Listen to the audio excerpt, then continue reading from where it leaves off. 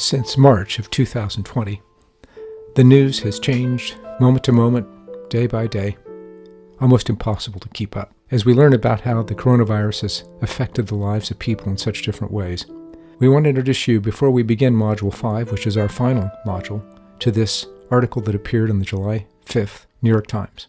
That was yesterday. The fullest look yet at the racial inequity of the coronavirus is the title of this article.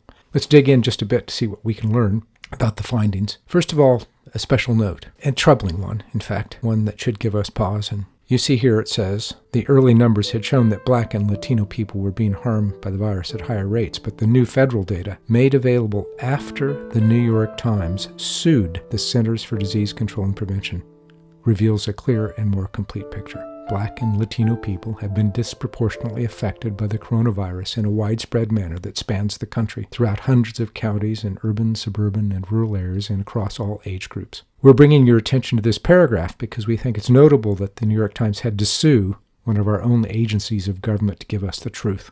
We will be posting a link to this article on Canvas, and we encourage you strongly to spend some time looking at it. We want to just scroll down here to one particular paragraph, and Latino and African American residents of the United States have been 3 times as likely to become infected as their white neighbors, which provides detailed characteristics of 640,000 infections detected in nearly 1,000 counties, and Black and Latino people have been nearly twice as likely to die from the virus as white people. Now, as they continue on to say here, the disparities persist across state lines and regions. They exist in rural towns on the Great Plains, in suburban areas like Fairfax County, Virginia, and in many of the country's largest cities. Systemic racism, they write, doesn't just evidence itself in the criminal justice system, says Quentin Lucas, who's the 3rd Black mayor of Kansas City, Missouri, which in a state where 40% of those infected are Black or Latino, even though those groups make up just 16% of the state's population. A few minutes ago, we mentioned that the New York Times sued the federal government, the Centers for Disease Control, to release crucial data related to the COVID-19. We asked that question, why? Why would we have to sue our own government to get data so crucial to our public safety and health? If you want to read more about this particular issue, we suggest that you take a look at the Columbia Journalism Review and this article, which appeared July 7, which is just now a week ago, which reviews the fight for the COVID-19 data. One of the things that they conclude here, and we bring your attention to it, is that we now have these figures only because the Times sued the Centers for Disease Control and Prevention for their release. Eventually, the CDC handed over data on 1.45 million cases, though more than half of the cases lacked adequate accompanying data on race, ethnicity, and/or location, apparently due to the discrepancies in the way state and local officials first reported the data to the CDC. And so the Times left them out of its analysis. In other words, the best information we currently have about a problem of urgent national concern is incomplete and wouldn't be public at all were it not for the major newspapers' legal and reportorial muscle. So please add this to your bookmarks on your browser and make sure that you pay close attention to the Columbia Journalism Review for this kind of information. Let's just take a quick look now at the Centers for Disease Control and Prevention. You'll see that this is dated June 25. This is after the government was sued for release of this information. Let's take a brief look at some of the more detailed data that now, once the government was sued, we have a more clear picture of just how the healthcare inequities and disparities are manifest among our most vulnerable populations and people of color, communities of color. Bearing in mind that this was made available to us only after we had to sue the federal government to get this data. We have one more update. In Module 4, we spoke at length about the crisis in our nation's nursing homes, a national disgrace. We have now new data from the New York Times. This is from July 7th. This is 1 week ago, showing yet again the effect that the coronavirus has had on our nation's elderly. So we want you to see, first of all, that 42% of all U.S. deaths have been in our nation's nursing homes. 10% of all cases have been in our nation's nursing homes. As of July 14th, this is the distribution of risk by state. As is noted here, while 10% of the country's cases have occurred in long-term care facilities. Deaths related to COVID-19 in these facilities account for 42% of the country's pandemic fatalities. Here's a breakdown with some data by state, cases and deaths in long-term health care facilities. And here is the facility fatality rates, which show much higher rates than the national average. We will post a link on Canvas so you can take a closer look at this data and this terrible, terrible national tragedy. Before we conclude this coronavirus update, this is Saturday, July 11th. We want to bring your attention to the Johns Hopkins University Coronavirus Resource Center. Throughout these 5 modules, we have used the Resource Center on any number of occasions to help us bring clarity and understanding of the pandemic and the virus. You will find here a timeline of the COVID-19 policies and cases by state, and you can track the trends in cases and testing. You can see which states have managed to flatten the curve, and you can also look at the weekly testing trends. You will also find which states meet the World Health Organization testing criteria. We want to just take a minute with you to look at this particular resource. This is a resource that looks at which countries have flattened the curve. Notice here that the United States has not succeeded as of July 11th to flatten the curve.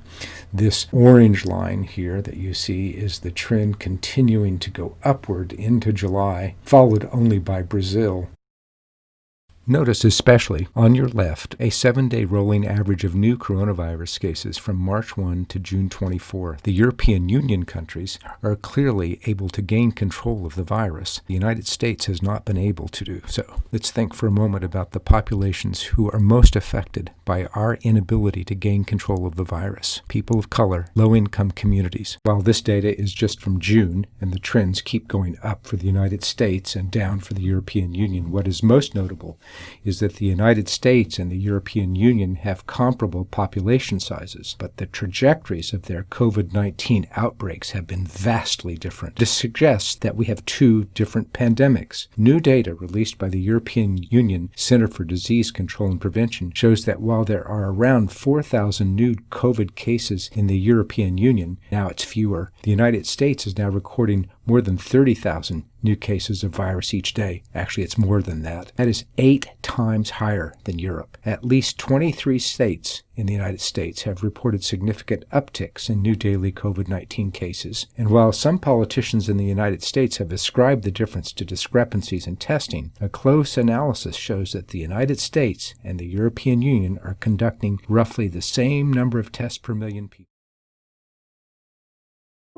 We'll leave you with this as we begin Module 5. I believe it's important to keep ourselves up to date as the pandemic presents these new challenges to us as social workers, as a nation, as people interested in the future of public health, which will be transformed by this virus and the pandemic, as will our healthcare system and hopefully our economic system, our market-based provision of healthcare services. Perhaps most importantly, we need to understand, as we have argued throughout these 5 modules, that there is an unequal exposure to the virus. We need to know who lives, who dies. In modules 1 through 4, we introduced to you the idea of a critical social work. This idea, we believe, in the era of the coronavirus and the pandemic and the structural crises that it has revealed, is especially important. We're asking you now in Module 5 to join us as we deepen our understanding of what we take to be a critical social work in our pandemic era. We're asking you to imagine with us in this module the possibility of a critical social work, what it might look like and what promise it might have for the future of a truly transformative social work. What do we mean when we say a crisis reveals otherwise hidden causes that have been out of our awareness? For certain, healthcare disparities, health inequalities, and extreme wealth inequality here in the United States and around the world, and systemic racism and structural violence has been with us for a long time throughout the history of the United States. So if a crisis reveals what we've previously not seen or experienced, who is it that hasn't seen it? Who is it that hasn't experienced structural racism, wealth inequality, unequal exposure to the virus, and health disparity? And why now? Why in 2020, from March until the present moment that we're in, do we find that people are seeing things that previously they hadn't seen or experienced or failed to recognize? The key concept here is recognition. When we fail to recognize a human being in all of their complexity and all of their multiplicity or diversity, do we then fail to respect them? So you see here 3 authors who've given considerable attention to the problem of recognition.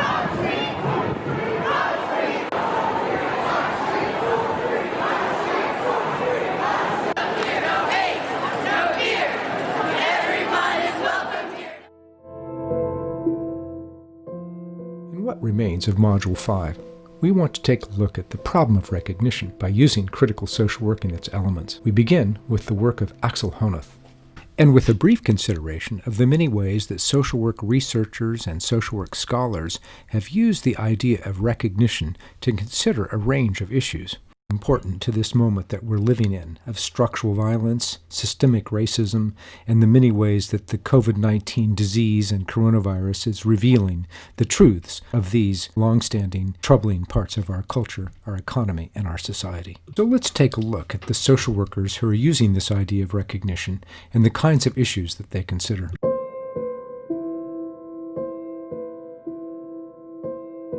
One of the most important authors in social work addressing the question of recognition is a British social worker and researcher by the name of Stanley Houston. He publishes for the journal Social Work and Society and the British Journal of Social Work several very important articles, and while we're not requiring that you read them for this module, we will post them on Canvas for your future reference.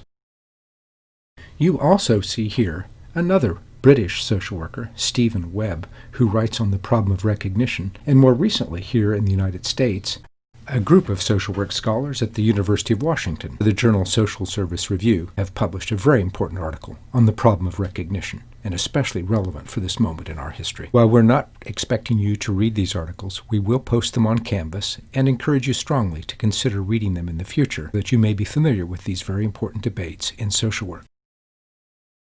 Let's take a look at the very important work of the German philosopher Axel Honneth, whose work on recognition has been widely cited and respected.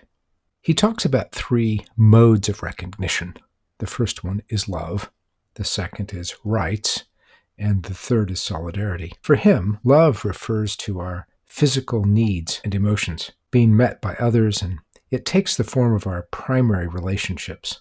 That is, like close friends and family members and partners or lovers. It provides a basic sense of self-confidence, which can be shattered through physical abuse, for example. For Honneth, rights refers to the development of moral responsibility, developed through our moral relations with others. It is a mutual mode of recognition in which the individual learns to see himself from the perspective of his or her partner in interaction as a bearer of equal rights. The denial of rights through social and legal exclusion can threaten one's sense of being a fully active, equal, and respected member of society. The third mode of recognition is what he calls solidarity, and it relates to the recognition of our traits and abilities. It is essential for developing our self-esteem and for how we become individualized, for it is precisely our personal traits and abilities that define our personal difference. Now, consequently, unlike the relations of love and rights, which express universal features of human subjects, esteem demands a social medium that must be able to express characteristic differences between human subjects in a universal and, more specifically, intersubjectively obligatory way. All 3 spheres of recognition are crucial to developing a positive attitude toward oneself, for it is only due to a cumulative acquisition of basic self-confidence, of self-respect and self-esteem, that a person can come to see him or herself unconditionally as both an autonomous and as an individuated being, and to identify with his or her goals and desires. One way of beginning to think about the crisis of the coronavirus, the pandemic here in the United States and around the world, and especially as the virus affects people of low income, communities of color, and the workers on the front line, the so-called essential workers, which we heard from in the previous module, is to take the work of Axel Honneth, especially at rights, one particular mode of recognition, and also at solidarity. Let's look here for a moment. Is it possible to identify the problem, that is, the unmet need, the suffering, or the false belief, by examining the mode of recognition of rights? Recall that it is the essential quality of the recognition of the other when we recognize their rights, and it is our moral responsibility to do so. It is this, what Honneth calls mutual mode of recognition, that allows us to take the perspective of another person in a partnership, whether it's in the workplace or in other domains of our social life, and in interaction with them as a bearer of rights equal to ours. This, Honneth believes, is one of the essential means by which we recognize the other.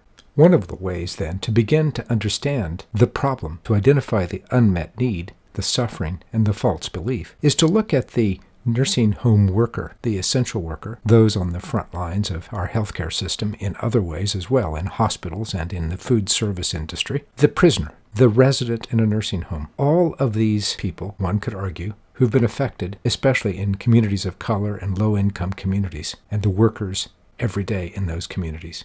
We have failed fundamentally to recognize their rights. This is not just the failure to acknowledge that someone has the right, is a fundamental failure of recognizing another person as a bearer of rights. In this case, as you see here, a fundamental quality of our moral responsibility.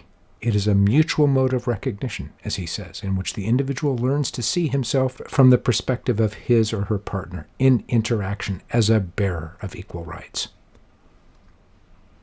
Finally, you heard the social worker in Module 4 talk about solidarity. She spoke to the issue of recognition of traits and abilities. Do we recognize the social worker as having certain abilities and traits, or are they relegated to dressing up in a trash bag? It is solidarity that is essential to our self-esteem, for how we become individualized, for it is precisely our personal traits and abilities that define our differences.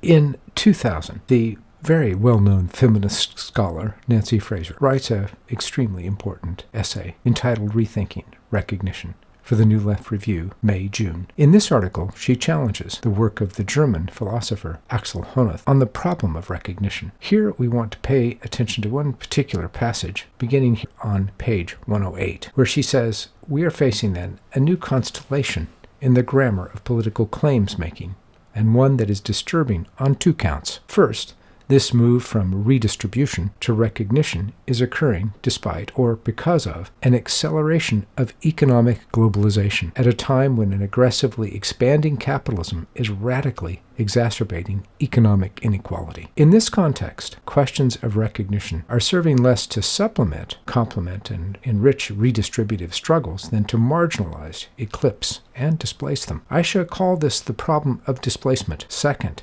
today's recognition struggles are occurring at a moment of hugely increasing transcultural interaction and communication, when accelerated migration and global media flows are hybridizing and pluralizing cultural forms. Yet the routes such struggles take often serve not to promote respectful interaction within increasingly multicultural contexts, but to drastically simplify and reify group identities. They tend, rather, to encourage separatism, intolerance and chauvinism, patriarchalism and authoritarianism. I shall call this the problem of reification. Now, we don't have time in the 30 minutes, the final module of this COVID series, Module 5, but we do believe it's important to consider the problem of recognition, and as Nancy Fraser points out in this very important essay, which we encourage you to read in its entirety, that there is an additional issue, and that is the tension that exists between a redistributive system, one which pays close attention to how wealth is distributed, and the claims to recognition. And do these exist in some kind of tension? Obviously.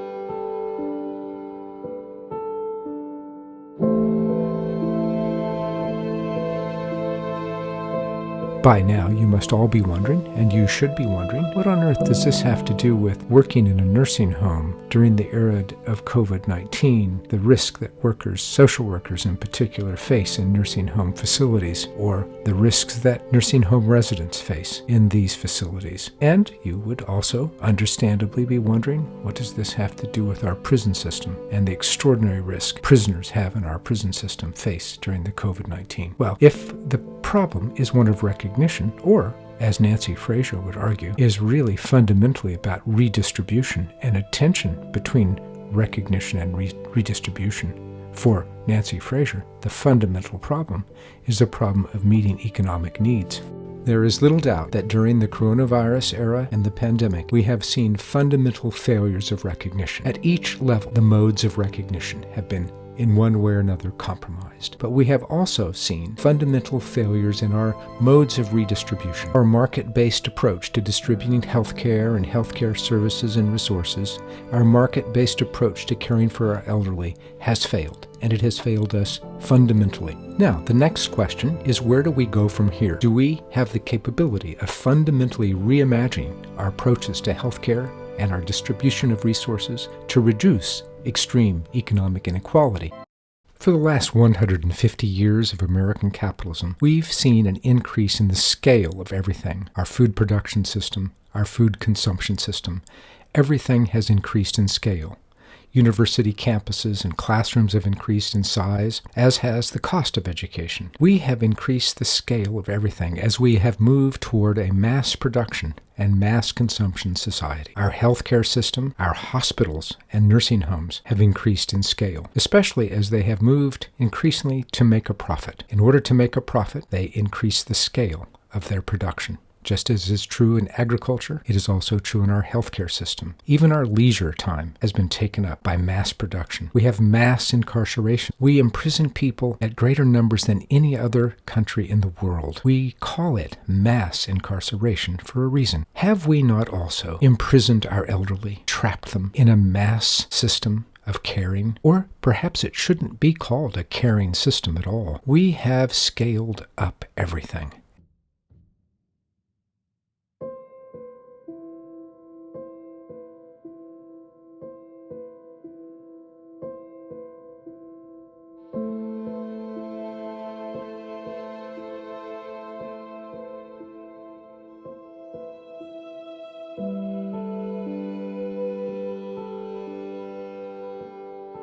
We have increased the scale as we have moved toward a mass production and mass consumption society.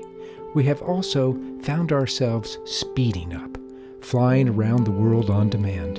It may well be that the coronavirus hitched a ride, and now it lives among us. And we now have to look back at how we've treated nature as we've speed up our ways of living, our ways of producing, and ways of consuming. We'll have to maybe think about the scale and the speed of life. In these 5 modules, we have considered caring in different contexts.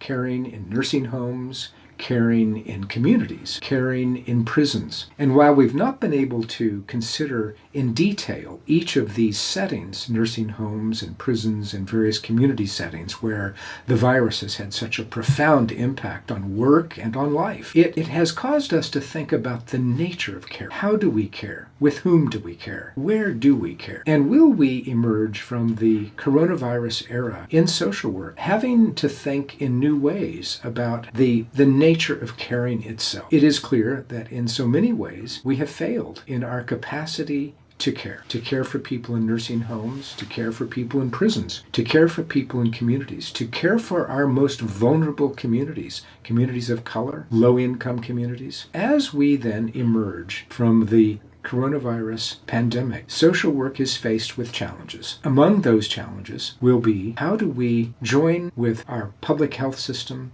our healthcare system, to reimagine the ways in which we care? We care about the world around us. What is the world around us that we care about? Well, one thing that we must care about is the physical environment, the social and physical environment. And communities exist in economic and political contexts. They also exist in natural environments. One of the things that we'll learn as we emerge from the coronavirus era, undoubtedly, is that when we live in densely packed urban communities, or any place in the world where people can't have adequate hygiene, or they can't have adequate access to fresh air, or ventilation, or hot water, the conditions necessary for social distancing. In urban communities, in low-income communities, we've seen that many of the things that we expect to have in public health have not been available to the people who are most vulnerable to the virus. We see the relationship between ourselves and the broader world through COVID brought something that's been always there into the foreground. It's always been in the background. Now we can't help but see how we're all interconnected, how a virus through droplets gets passed from one person to the next, one community to the next, one nation. You can't help but see our connection. And connections are what caring is all about. Caring is about understanding the self and other relationship always has a connection. And then do we value that connection? Or do we just see the other as some person in a transactional view of your relationship to the other? I go to the grocery store, I give you money, you give me the groceries, I leave. It's a transaction. I think COVID-19 has raised some interesting concerns for us, brought to the foreground that checker, that stalker at the grocery store, the butcher, it has a life and is in connection to those products and in connecting to you as a consumer in ways that we had taken for granted. It's been hard for many of us, especially in the United States, to sort of understand that the relationship between the self and the other is one that we values our different rights and responsibilities to each other because of that caring and because of that connection we have to each other. COVID-19 has done that. Can social work as a profession pick this up, what's been revealed, what's been brought to the foreground, and use the way in which different structures of violence, different structures of unequal exposure to the virus, different structures of how communities are related to each other and how we spread and how some states, for example, didn't feel like they should engage in part of the project and others didn't. How do we understand the world around us through caring? Problem of thinking about social work as a profession through the welfare state and thinking of it first and foremost as a caring profession, because caring implies more than transactions, simple transactions. The virus, I think, has helped us all understand that we're in a relationship to the environment. We can't just take from the environment as a transaction. I mean, you could argue that we're in the climate crisis that we are because all we've been doing is taking, and not nurturing and giving back. We don't see it. We don't care for the environment. We're in the climate dilemma that we are because we don't care for the planet, the physical part of our materiality as something that matters that we should care for. We just treat it as a transaction. And since the planet can't talk back, it was easy to do that. But maybe the virus is its first language to the world to wake up. If the virus ultimately is a product of how we've destroyed certain environments in the relationship between animals and humans that allowed for the transmission and jump from animals to humans, then that's the environment speaking back to us and saying, this is not just a transaction. You have to value me, me being the planet. So that's perhaps the way in which caring is the core here. Caring will remind us. Caring is something that can take the profession into some other kind of relational sense, is truly interrelational rather than just transactional. We've heard throughout the past several months many people express strong opinions, strong values about their right not to conform to public health recommendations and measures. And some among our political leadership have encouraged those people, for example, to avoid the use of masks, that masks are an infringement on our rights, even our First Amendment rights. We want to just mention briefly, as we wrap up Module 5, this tension that exists between rights and responsibilities. And how do we weigh our rights against ours in a caring society, in a society where we both expect our political leadership to take responsibility for the health of community, for the health of a state and a city or a nation? How do we as individuals take responsibility for the health of our community, our families, and weigh our responsibilities against our rights?